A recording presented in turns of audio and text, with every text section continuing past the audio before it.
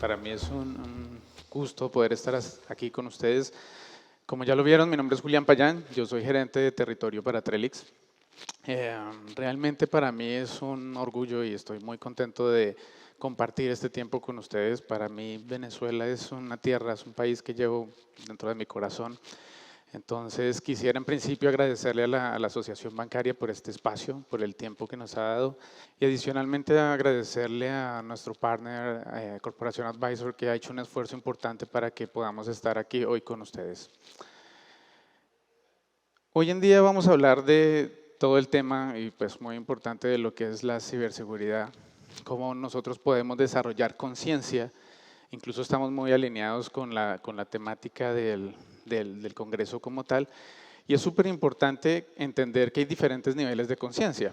Todos ustedes acá precisamente están en el evento porque son conscientes de que la ciberseguridad es importante. Sin embargo, no todas las personas dentro de nuestra organización son conscientes realmente de esto. En principio, muchos de las personas que están dentro de una organización entienden que la ciberseguridad es un grupo de personas que en principio están por allá, que nos bloquean todo, que son súper exagerados y que realmente no se alinean con la organización. Y no se dan cuenta que el tema de la ciberseguridad no es un área en particular, sino que somos todos. Todas las personas que estamos relacionadas con una empresa y que tenemos desde un correo electrónico hasta accesos a información importante, tenemos que estar alineados al tema de ciberseguridad. ¿Listo? Yo entiendo que pues estamos ya en una alta hora de la tarde, que estamos cansados. Tengo una responsabilidad súper importante con ustedes y es que pues este tiempo que ustedes me están regalando, ya vi un mensaje que pueda ayudarles a ustedes a generar esa cultura y esa conciencia dentro de cada una de sus organizaciones. Entonces, entendiendo que están cansados y que posiblemente están pensando en irse, entonces vamos a mandar a bloquear todas las puertas para que no se puedan escapar. Entonces, arranquemos con esta información. Es súper importante esto, digamos, voy a basarme en todo lo que es Threat Intelligence para darles a ustedes información estadística de por qué este tema realmente es importante. Imagínense el tiempo de respuesta, inclusive lo vemos en esta primera tabla. El tiempo de respuesta, como ustedes lo ven desde el 2011 hacia acá, se ha reducido drásticamente. ¿Qué significa el tiempo de respuesta? Es cuánto tiempo le toma al equipo de ciberseguridad determinar que estamos siendo víctimas de un ataque o de una brecha. Esto es súper importante porque entre más tiempo nos demoremos en responder a un incidente, pues más tiempo tenemos que convivir con el atacante. Fíjense lo interesante de la caída dramática que ha tenido esto con el tiempo. Pasamos de casi un año en determinar que tenemos una amenaza a llevarlo a casi 10 días. Sin embargo, sigue siendo un tiempo importante, ¿verdad? Imagínense 10 días conviviendo con una amenaza. Y esta otra tabla que tenemos acá abajo, esta tabla nos habla mucho es de las fuentes. Muchas personas se han quedado en el 2011. En el 2011 donde dice que los ataques principalmente vienen desde afuera y pues dentro, digamos, los atacantes internos no son tantos. Fíjense que esto no es verdad. En el transcurso del tiempo, la estadística que nos ofrece en este caso, bueno, pues una fuente muy importante, es uno de los principales equipos de respuesta a incidentes a nivel mundial que se llama Mandiant, nos dice que la gran mayoría de los ataques efectivamente en algunos de los años viene desde el exterior, pero es casi que comparable con las amenazas desde el interior. Esto no significa necesariamente que en la organización tenemos un montón de criminales, porque ya estaba viendo que estaban viendo como raro al de al lado. Realmente no. Esto significa que estos ataques de abajo son mucho más sofisticados porque vienen desde afuera y los ataques que identificamos como internos pueden relacionarse, por ejemplo, en phishing, alguien que, bueno, no falta el que fue a una página a comprar un vuelo y metió el correo corporativo. Bueno, eso nunca pasa, ¿verdad? Pero puede pasar y esa persona pues ya entregó sus credenciales y puede facilitarle a los atacantes este tipo de, digamos, de metodologías. La pregunta es, ¿qué tan fácil es para nosotros, si tenemos un ataque interno, donde el atacante ya está autenticado, donde el atacante ya se mueve dentro de nuestra red, identificarlo. ¿Estamos preparados para eso? ¿Tenemos las herramientas para realmente darnos cuenta de que el ataque ya está dentro del sistema? ¿O nos hemos quedado en el tiempo, en el 2011, donde pensamos que todos los ataques vienen desde afuera? Otro dato importante es qué pasa cuando el atacante ya ha generado una brecha, ya está dentro de la organización. Los datos nos dicen que, por ejemplo, hablando del tema del ransomware, la mayoría de las veces que nosotros nos damos cuenta de que estamos bajo un ataque es porque el propio adversario nos cuenta que hemos sido atacados. Esto siempre viene con notas extorsivas o porque sencillamente toda la organización no puede entrar a sus documentos porque están cifrados. Entonces, esa es la forma en cómo el atacante nos notifica que ha logrado alcanzar su objetivo. Por otro caso, y fíjense que no es tanto, son por externos. Alguien en externo que está en un foro, que está en algún lado, que está viendo que nuestra información privada está siendo en venta, nos está avisando. Esto hace parte solamente de una parte que se llama ransomware. Por el otro lado, fíjense que lo que no es ransomware está un 50-50, ¿verdad? A veces nos notifica el propio atacante, a veces es un tercero, como la parte de tercerización de lo que puede ser nuestra ciberseguridad. Vamos a un punto muy importante, y es toda la capacidad que debe tener un equipo dentro de una organización a nivel de investigación. Fíjense que si estamos hablando en temas de investigaciones de ransomware, estamos hablando que los equipos a nivel mundial, bueno, a un punto importante debía haber empezado por ahí, estas estadísticas se basan en todo lo que son las Américas, no al globo en general, sino solo las Américas. Esto es importante porque fíjense que la motivación o lo que nosotros deberíamos llegar a alcanzar como grupos de ciberseguridad es alcanzar estos valores, estos niveles de respuesta como mínimo y más allá de eso superarlos. Debamos siempre mantenernos bajo la media. Si nuestros tiempos están por debajo de esto, tenemos que hacer esfuerzos para alcanzar aunque sea el valor de la media de lo que es en la región. Entonces, volviendo a este tema, imagínense ya las investigaciones de nivel de ransomware han superado ya al año pasado, ya estamos a un 23%, lo cual es consecuente en que los días en los que un ransomware puede estar dentro de nuestra organización han bajado de 9 a 5 días en promedio. Eso es bastante bueno, pensando en que antes para detectar un ransomware podíamos estarnos demorando 72 días y estamos hablando de hace un par de años. 5 días es relativamente bueno, pero imagínense 5 días con un ransomware dentro de nuestro sistema. A más de uno se le pasó el escalofrío. Ahora, 5 días, bueno, no está tan malo, pero el tema se vuelve un poco relativo, ¿verdad? No es lo mismo 5 minutos aquí en esta tarima a 5 minutos bajo el agua. Entonces todo se empieza a volver súper relativo. Tener un malware sin control en la organización por 5 días sigue siendo un tiempo muy alto. Y ni hablar del tiempo que nos demoramos en determinar amenazas que no están relacionadas con ransomware. Principalmente porque los atacantes no necesariamente quieren ser visibles.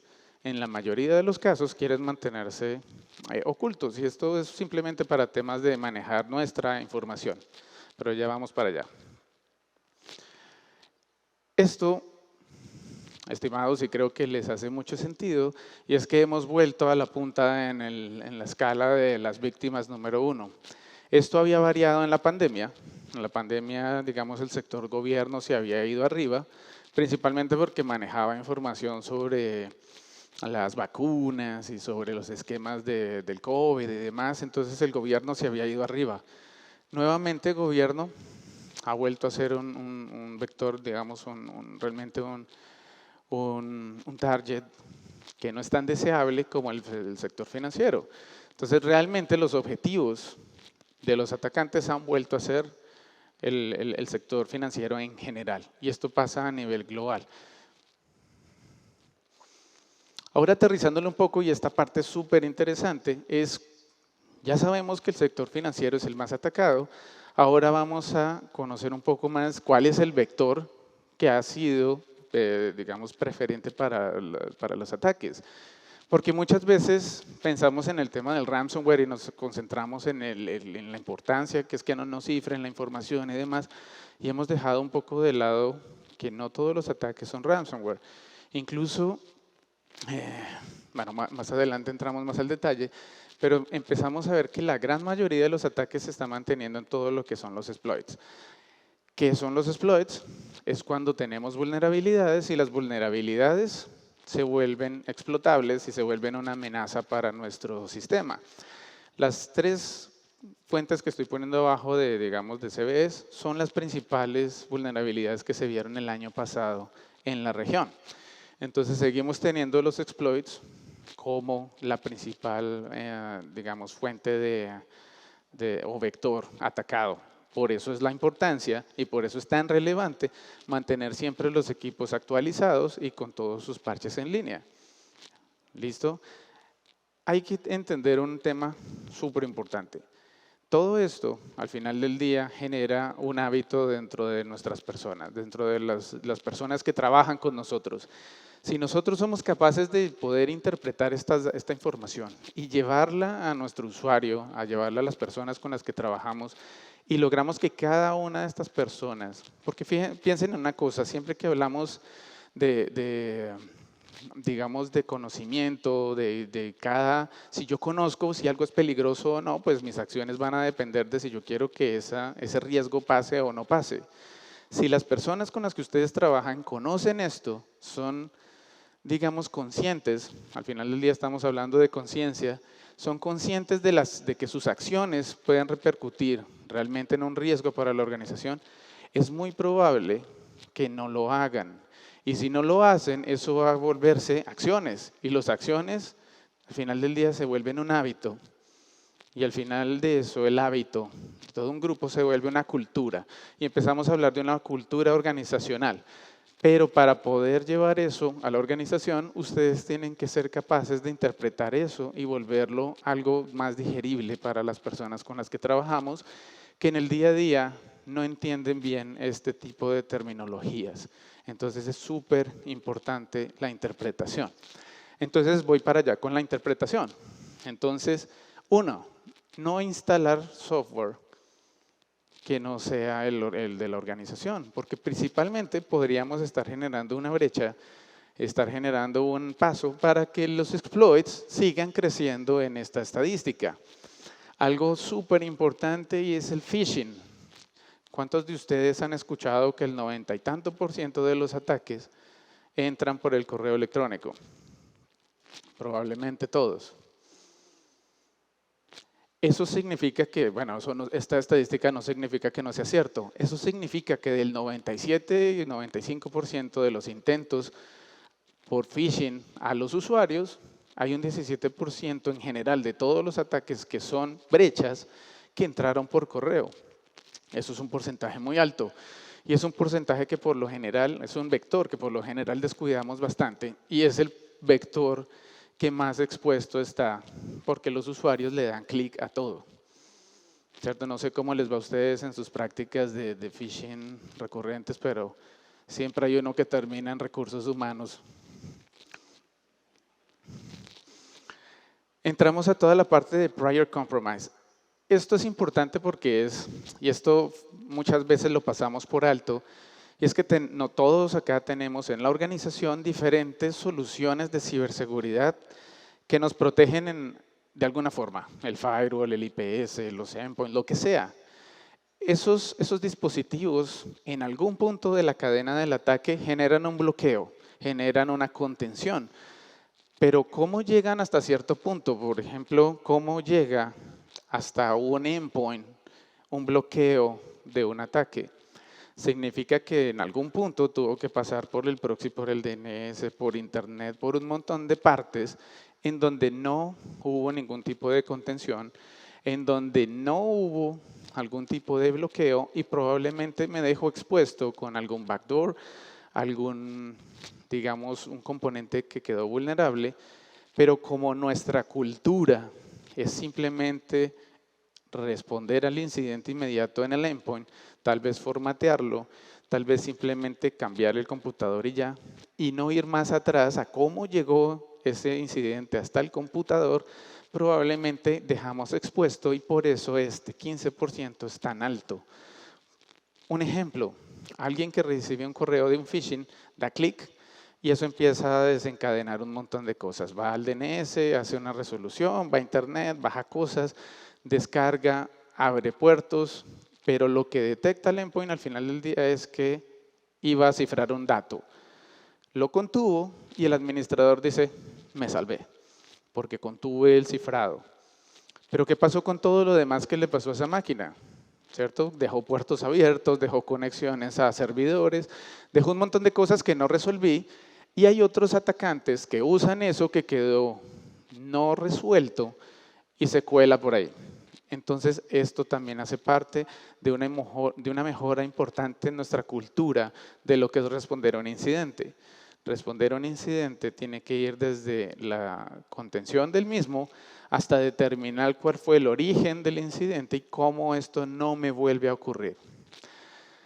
Algo bien simpático de esto es el robo de credenciales. El robo de credenciales, fíjense que tiene un valor súper alto y se da principalmente porque los usuarios meten su correo electrónico en todas partes. Esto es algo que tenemos que corregir nosotros como área de ciberseguridad y hacerlos partícipes de esto, porque cada vez que ellos meten su correo en alguna página, en alguna encuesta, en alguna cosa que no tiene nuestro control, hasta ahí llegó el tema de nuestras credenciales. Es muy fácil determinar credenciales una vez ellos han expuesto eso. Y otra cosa importante es que cada vez que descargan cosas o instalan software, lo más probable es que descarguen herramientas como Mimikatz que les hagan robo de credenciales. Esto es supremamente fácil de hacer. Por eso el robo de credenciales es un vector tan alto y lo más importante es qué tan fácil es identificar un atacante cuando está dentro de la red y está autenticado. O sea, cuando está suplantando a una persona que trabaja dentro de la organización. No es una tarea fácil, créanme, es muy complicado. Por eso este es tan complejo. Y ahora el tema de la fuerza bruta. Fíjense que la fuerza bruta no es tan alto, pero la fuerza bruta realmente es un ataque que prácticamente es commodity. Todo el tiempo nos están atacando con fuerza bruta, tratando de saber nuestras credenciales. Esto hace importante y muy notorio que es importante tener doble factor de autenticación. Esto también hace parte de nuestra cultura organizacional, porque muchas de las empresas evitan tener un doble factor de autenticación porque los usuarios entran en conflicto con esto, ¿cierto? Es otro paso, me da pereza, que el token, que aquí y allá. Pero fíjense lo importante que es esto, porque la mayoría, y hay otra encuesta que tengo por ahí, muestra que los passwords que utilizamos son muy fáciles de descifrar.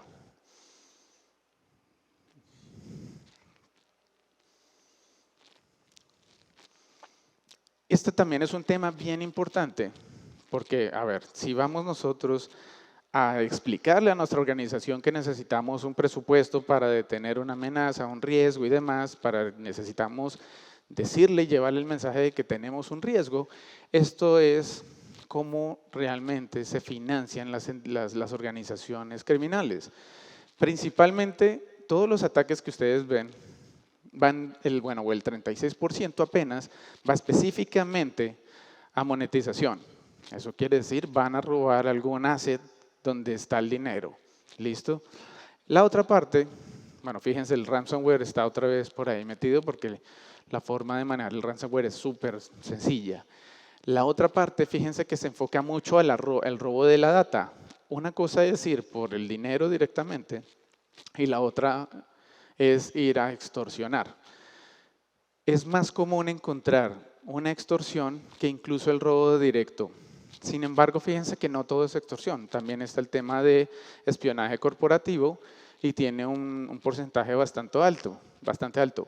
Eso quiere decir que incluso la motivación de los atacantes está más enfocada en robarse la data para diferentes propósitos que incluso el tema de monetizar directamente. ¿Listo? Esto súper importante. Ahora, esto es de las principales cosas que nosotros tenemos que llevar a nuestra organización, porque hoy ustedes han encontrado o ya han escuchado muchas ponencias importantes de inteligencia artificial, de lo importante que es tener cubiertos algunos vectores, de la potencia que tienen algunas de las nuevas tecnologías, pero no necesariamente entendemos el por qué es importante tener esa tecnología, ¿cierto? Cuando nosotros hablamos de ciberseguridad, es importante nosotros saber a qué nos estamos enfrentando. Cuando ponemos un esquema de ciberseguridad es porque hay un esquema realmente de actores criminales detrás que están detrás de nuestra información y por eso, o esa es la razón principal por la cual nosotros nos estamos protegiendo. Nosotros hemos identificado ya hay más de 4.000 diferentes grupos de cibercrimen a nivel mundial. Cuando estamos hablando de grupos, no estamos hablando de una persona o de 2 hackers o de algún tipo específico de ataque, sino que estamos hablando de organizaciones. Muchas de ellas tienen más de 1.000 personas y algunas están financiadas por países. Hay países que ustedes ven que no tienen ningún tipo de comercio y sin embargo tienen una economía súper fuerte. Es porque principalmente se están nutriendo de este tipo de amenazas a nivel global. Hay 3 tipos de, digamos, de lecturas para este tipo de informe. Uno son los UNC, o lo que son los digamos, grupos desconocidos. Sabemos que son un grupo, pero todavía no los hemos identificado y no hemos hecho una especie, digamos, de caracterización. Pero sabemos que tienen dinámicas específicas para atacar. Imagínense esto, tenemos toda esta cantidad de grupos, organizaciones, empresas dedicadas a desarrollar ataques que tienen toda la paciencia del mundo para utilizar ahora la inteligencia artificial, machine learning y demás, todo lo que se les ocurra para desarrollar malware, incluso ahora lo ponen a la venta. Entonces generan un malware, lo ponen a la venta y lo puede usar cualquiera. Estos son grupos que todavía no tienen un nivel para ser una amenaza global, pero sin embargo son actores criminales. Nosotros como digamos un grupo financiero, nos vamos a enfocar mucho en este grupo de la mitad. Este grupo de la mitad es la peor pesadilla que podemos llegar a encontrar dentro de nuestras alertas de ciberseguridad, porque los grupos FIN, ¿cierto? Los que tenemos por acá, en este momento son 14 grupos específicos de los cuales se encargan específicamente a desarrollar técnicas, tácticas y procedimientos contra entidades financieras. Entonces, todos los que atacan nuestro sistema SWIFT, todos los que atacan nuestros sistemas de autenticación, dinámicas de transacciones o atacan los cajeros, y en fin, por lo general esa es su motivación y están en esta parte que se llama los grupos FIN. Incluso ya tenemos un grupo FIN, esto es novedoso realmente. Antes no había en México, ahora lo tenemos aquí bien cerquita, ¿no? El grupo de FIN de México. Ahora ya me imagino que por el idioma, por la cercanía y demás, pues somos bien propensos a que de pronto empiecen a practicar con nosotros sus tácticas de penetración. Y los más peligrosos, los que tenemos por acá, son los grupos APT. Los grupos APT son grupos de cibercrimen, incluso buscados por FBI, por el tema de Interpol. Son grupos que ya tienen terroristas específicamente, digamos, identificados y buscados por la policía, en los cuales no queremos realmente tener una APT dentro de nuestra organización ni dentro de nuestra detección. El momento en el que encontremos una APT, ellos no entran por coincidencia, ellos no es un malware commodity. Donde encontremos una APT es porque estamos siendo víctimas de algo muy, muy específico. Luego, encontrar un FIN o encontrar una APT dentro de nuestros esquemas de ciberseguridad es algo demasiado grave, ¿vale? Entonces, cada vez que estemos hablando de ciberseguridad, que por qué tenemos que comprar, adquirir, o por qué tenemos que protegernos, y por qué exageramos todo, y por qué bloqueamos todo, es porque estas personas que están acá están dedicados día y noche a hacernos la vida más complicada. Ahora, rápidamente, todo lo que usan esos grupos criminales, cómo lo convertimos en tema de malware y todo cómo se aterriza a sistemas operativos. Todo lo que vimos en el año pasado está al lado izquierdo. Todo lo que está en bueno, a su lado derecho, está en lo que nosotros llamamos ya malware, digamos, observado, ya conocido, identificado.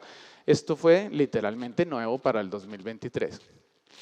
Fíjense que el crecimiento más grande en temas de desarrollo del malware pues se da nuevamente en temas de backdoor, como abrir puertas traseras, y por ahí está nuestro amigo el ransomware. Fíjense que nosotros a veces sobrereaccionamos a defendernos del ransomware, lo hemos puesto como máxima prioridad, pero realmente el desarrollo del ransomware no es tan alto. Obviamente tiene un impacto muy grande en la organización, pero nos hemos olvidado o nos hemos desenfocado un poco de que hay otra cosa que es nuestra data, lo que hace que nuestra empresa sea nuestra empresa, que la estamos dejando, digamos, un poco desprotegida por enfocarnos o centralizarnos en una simple, digamos, metodología. Esto quiere decir acá, bueno, y dándoles un poco de contexto, en años previos o en todo el malware que viene identificado previamente, tenemos hoy en día más o menos 277 familias de malware. Tener una familia de malware significa que tienen un ADN realmente diferente entre una y otra. Fíjense que, por ejemplo, del ransomware bueno, cualquier tipo de ransomware, yo puedo hacer muchos tipos de variantes y eso hace que pues, se conforme ahora en una familia y sea cada vez más difícil de identificar. En los años anteriores teníamos más o menos 270 familias diferentes. En el 2023 se identificaron 600 nuevas familias de malware. El crecimiento es brutal entre la capacidad que teníamos antes digamos, de malware hacia lo que tenemos hoy en día. Incluso hoy, con el desarrollo de inteligencia artificial, bueno, ustedes ya habrán visto tecnologías de IA como ChatGPT, donde uno pone una simple instrucción y él le arma a uno el código. Entonces ya armar ransomware no es nada complicado. Ya muchas personas incluso lo hacen por inteligencia artificial, lo cual estos números se van a disparar un montón. Ahora, ¿cómo se mapea esto en sistemas operativos? Bueno, antes de ir a los sistemas operativos, esta parte es súper importante. De toda la información, hablando de inteligencia, imagínense ahora sus equipos de respuesta. Entonces llega un incidente y ellos tienen que identificar qué pasa. ¿Por qué? Porque inmediatamente pasa un incidente, va a venir alguien, se va a parar por detrás y le va a preguntar qué fue lo que pasó. Y esa persona, pues, tan pronto pasó el incidente, le va a decir con toda seguridad, le va a decir, estoy investigando. ¿Cierto? Eso es lo primero que pasa en los primeros minutos. El problema es que la información que tiene es tan limitada, la información pública, que va a pasar un par de horas, va a volver esa persona, se va a parar detrás de este analista y le va a preguntar, ahora sí dime qué pasa. Y la respuesta va a ser, ya no tan seguro, ya va a dudar un poco y va a decir, sigo investigando. Va a pasar un par de días, va a venir esa persona nuevamente y la respuesta no va a variar mucho. Va a venir en, bueno, estuvimos viendo, pero bueno, ya no nos vuelve a pasar. Y al final, nunca descubrimos realmente qué fue lo que pasó. Pero esto se liga mucho a que la información real del malware, cuando lo identificamos y lo mapeamos, la diferencia es brutal entre lo que se hace público, entre lo que llamamos indicadores de compromiso y entre la inteligencia que manejan entidades dedicadas a lo que es el Threat Intelligence. Esto nos deja una enseñanza bien importante. El Threat Intelligence es fundamental en los equipos de ciberseguridad. Sin Threat Intelligence, nuestra capacidad de investigación y de respuesta es muy limitada. Y no es algo que mejore con el tiempo. Imagínense todo lo que ya teníamos antes esto simplemente fue 2023. Todo lo que estaba antes del 2023, lo que se hizo público sigue siendo bajo. Es solo el 30% de la información es pública. Luego, contar con fuentes de inteligencia es súper importante. Ahora sí, ¿cómo se mapea esto en sistemas operativos? Creo que deben ustedes todos estar sorprendidos y decir, no me lo esperaba. Pero realmente pues, las plataformas como Windows son las más comunes, las más, digamos, más usadas y las más vulnerables pues, por la cantidad de aplicaciones que corren sobre ella. Entonces Windows sigue siendo la plataforma más expuesta, pero fíjense lo interesante, Linux con el tiempo ha ido creciendo proporcionalmente. No es de menos dejar de lado las plataformas como Linux. ¿Listo? Ahora, hablemos un poco más de lo que es Venezuela, porque eso era una explicación más global. ¿Qué nos dice nuestro equipo de ciberinteligencia de Venezuela? Y acá viene un tema bien interesante, porque hablábamos de todo lo que hace el contexto, todo lo que hace yo entender esto, va a hacer que mi cultura organizacional mejore. Vamos a hacer una prueba. Este es un informe de ciberseguridad que genera, digamos, Trellix y lo vamos a presentar para los primeros 3 meses de este año. ¿Qué ha pasado en Venezuela? ¿Qué ha pasado en Venezuela sobre actores criminales? Imagínense que hemos visto mucha actividad de la APT-40. ¿Qué es la APT-40? Bueno, ya hablamos de lo interesante que es tener una APT por ahí.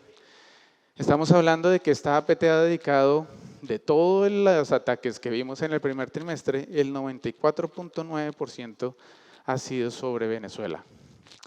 ¿Qué tan chévere es tener una APT viendo a quién ataca en el país? No es algo que yo quisiera estar pensando en las noches. Bueno, esta es la primera cosa que les puedo mostrar. Siguiente, un UNC. Ya sabemos que es un UNC, es un grupo que aún no está reconocido, pero igual, es un grupo que a mí, sentado en la silla donde están ustedes y leo que dice que es un actor con motivación financiera, me empezaría a mí a preocupar, ¿verdad? Entonces tengo una APT, tengo un grupo criminal, el 2447, está pasando por aquí y está con actividad criminal. Otro importante, este es un actor que realmente ha sido bien interesante porque es súper agresivo, es un actor ruso, no es como tal una APT, pero su principal función es habilitar otros grupos criminales para que usen su tecnología para generar ataques. Entonces se vuelve un tema interesante porque ¿por qué este Garmadon está viendo nuestro territorio y por qué realmente, cuál va a ser su intención? Estas son 3 actores criminales que hemos identificado y estas son las familias de ransomware que hemos visto. Ya sabemos el contexto de familia, ya sabemos la importancia de identificar ransomware. Entonces, si yo les digo que estoy viendo al EXARX y es un malware que se dedica a cifrar todo lo que es el sistema operativo de ISX. ¿Cuántos de ustedes usan ese sistema operativo dentro de su organización? ¿Qué tan expuesto podrían estar a que este ransomware coja y cifre ese sistema operativo que de por sí es bien complejo? Ahora, ¿cómo yo salgo de ese problema si me cifran? Ahora, ¿qué tan fácil es tener un backup de eso? No es tan sencillo. Este otro que se llama Hello Kitty, también principalmente se enfoca en todo lo que son sistemas operativos de Windows. Interesante es que obviamente se dedica a hacer toda la parte de ransomware y es una modalidad extorsiva. Otro interesante es este que estamos viendo de Hive.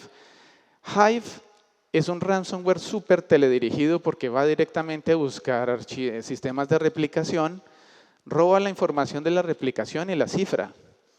Entonces, esto también nos tiene un impacto importante.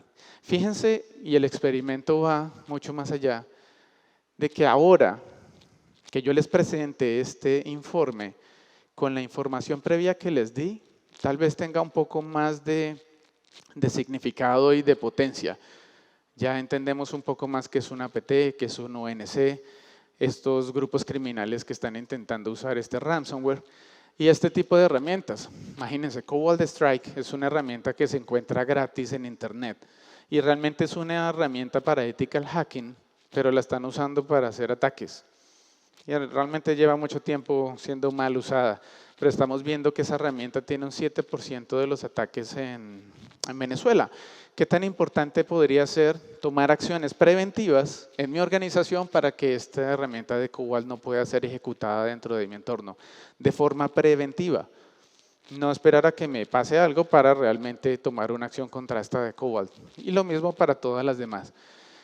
Sé que era un montón de texto, espero que no se hayan puesto a leer todo eso. Realmente era un ejercicio para que entiendan digamos, la evolución de nuestra conciencia. Creo que les estoy dañando el... Fíjense que el final del ejercicio es, estábamos hablando de conciencia, cómo yo ahora soy más consciente. Si yo ahora leo ese informe y tiene un significado para mí, incluso fui, saqué y tomé el QR, esto significa que mi nivel de conciencia ahora es un poquito mejor. Digamos que en ustedes no tiene un efecto significativo muy grande porque ustedes ese es su día a día. O bueno, el que sí tuvo un efecto grande realmente me alegró mucho, creo que hicimos un buen trabajo. Pero más allá de eso, yo quiero darles a ustedes las herramientas para que repliquen esto dentro de su organización. Cuando ustedes pueden llevar este mensaje y hacer que cada persona de su organización haga parte del esquema de ciberdefensa, nosotros vamos a generar una cultura que va a disminuir todo el riesgo de la organización. Eso es inherente al tema de ser consciente de que mis acciones tienen consecuencias, de que yo tengo que hacer buen uso de los recursos de la organización y hacer esto obviamente va a disminuir que estas gráficas y estos, digamos, riesgos operativos se hagan realmente efectivos dentro de mi empresa. Ahora, ¿cuál sería nuestra recomendación? Porque independiente de cualquier arquitectura que ustedes estén usando, ya sea una arquitectura de defensa en profundidad, una arquitectura tipo Mesh con un XDR, lo que sea que ustedes tengan, hay un tipo de recomendaciones que nosotros tenemos que incluir realmente y eso nos va a hacer a nosotros más fuertes en nuestro esquema de ciberdefensa. Uno, y lo hemos venido trabajando, ¿qué tan importante o qué tan relevante es para ustedes el tema del Threat Intelligence? Imagínense esto, ustedes usan Waze. Imagínense que la muestra de Waze para darles a ustedes información, para que tomen sus acciones, se basara solo en la muestra de 1000 automóviles. ¿Qué tan realmente fiable sería la toma de mis decisiones si la herramienta tiene un muestreo tan bajo de movimiento de autos? Lo más probable es que viva en embotellamientos, en el tráfico, en trancones. Pero si yo les digo que la muestra se incrementa y ya estamos hablando de 2 millones de autos aquí en Caracas, ¿qué tan fiable va a ser la información que yo voy a obtener de la herramienta? Probablemente sea muy buena. Bueno, no sé, ¿2 millones alcanza a ser buena en Caracas? Yo creería que sí. Ahora imagínense, y todo es relativo, imagínense y extrapolen esto a ciberseguridad. Imagínense que mis decisiones de ciberseguridad, si debo hacer A, B, C, si debo comprar X, Y, Z, se basara en una muestra súper pequeña o incluso de nada. Entonces, no sé, voy a comprar un firewall. Realmente, posiblemente esté dejando una brecha importante que para mí en mi organización no era fundamental de cerrar y sencillamente pues esté haciendo algo sencillamente más instintivo que realmente una necesidad de la organización. Entonces, la inteligencia es fundamental. Entonces, la información sobre actores criminales va a ayudarme a mí a tomar mejores decisiones. Y hacia allá va el tema de analítica. Esta estrategia nosotros le hemos llamado AAA. Entonces, la primera A es la parte de analítica. Analítica se basa mucho en el manejo de los datos, ¿cierto? Ustedes tienen unas fuentes de datos impresionantes. Imagínense que cada herramienta que ustedes tienen o cada arquitectura de herramientas que ustedes tienen generara 60 eventos de seguridad por segundo, o lo que nosotros llamamos 60 FPS o frames per second o lo que sea por segundo, ¿listo? Si tuviéramos 60 para una persona en una hora, tan solo en un minuto, estamos hablando de 60, no, digamos 10 para hacer la matemática más fácil y no hacer el ridículo aquí. Entonces, pongámosle 10. Entonces, 10 eventos por un minuto, ya estamos hablando de que estamos hablando de 600 eventos que tiene que analizar nuestra plataforma en tan solo un minuto. Ahora llévenlo a una hora, llévenlo a un mes. Esa cantidad de información y de data es impresionante y hoy en día los seres humanos no son capaces de llegar a ese nivel de abstracción y de comprensión de la información. Si lo hicimos el ejercicio con 10, era simplemente por la matemática. Ahora imagínense la realidad. Un banco puede estar alrededor de los 10.000 eventos por segundo, 17.000 eventos, o una organización mediana puede estar entre de los 1.000. Esa cantidad de información le llega a un ser humano y el ser humano, cuando ve eso, pues lo primero que hace es empezar a pasar la hoja de vida, a ver si encuentra otra cosa y después se sienta a llorar, porque no va a poder realmente procesar esa cantidad de información. He visto equipos de ciberseguridad, de SOCs, de más de 80 personas por la cantidad de data que hay que procesar. Luego, la analítica la tiene que hacer ya una máquina.